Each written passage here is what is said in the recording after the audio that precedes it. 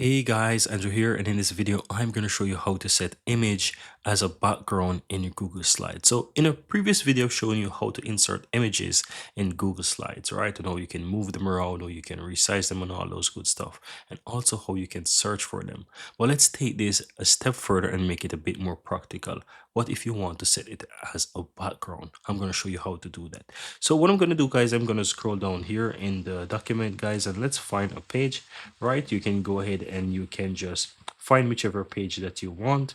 And if you, let's take the home page as an example. Let's say we want to change this. We can go ahead and we can search for image. So let's go to insert at the top there, go over to images. And yeah, for the purpose of this video, let's use the web to search for an image. So I'm going to type in, I'm going to choose the stock and web, and let's search maybe the Google images. Yeah, we'll search Google images, and this say book titles. So what if I want this to be something like books, right? I can type in books and it's going to find books.